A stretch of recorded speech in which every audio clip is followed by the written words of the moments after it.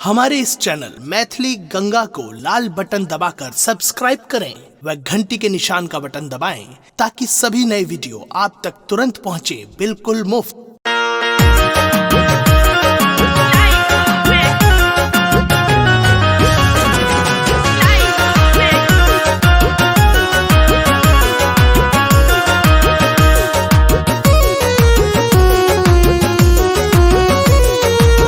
अपने सुन रही छी गंगा कैसेट की प्रस्तुति।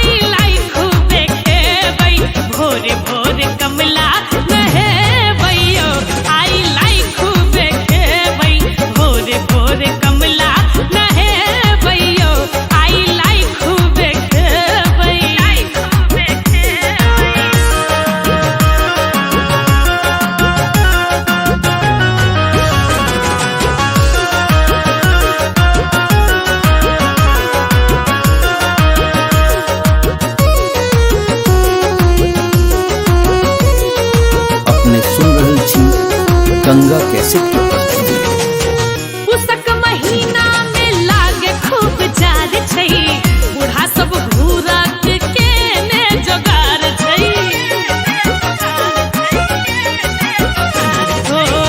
उसक महीना में लागे खूब जार छै, बूढ़ा सब घूरत के ने जोगार छै। आइए जार के भागे भैयो आई लाई खूब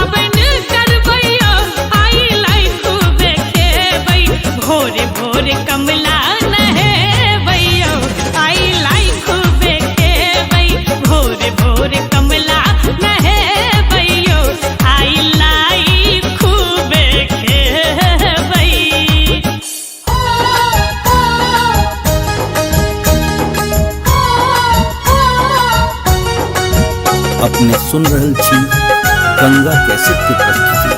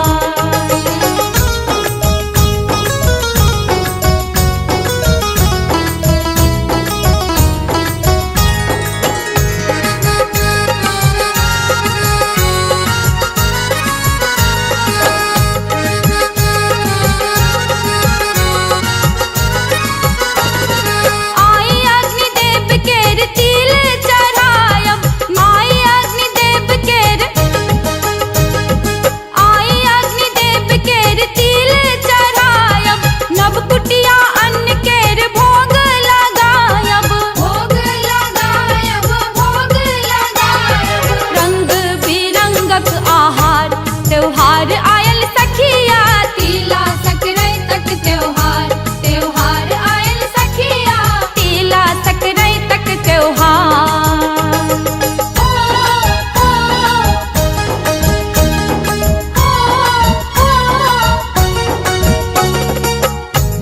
अपने सुन रहल छी गंगा कैसेट की प्रस्तुति।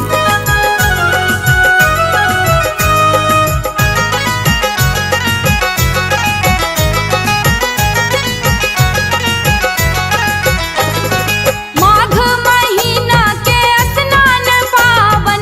माघ महीना के स्नान पावन। सच्चिदानंद लिखल मन भावन। भला करू सूर्यक सत्कार। त्योहार आयल सखिया तीला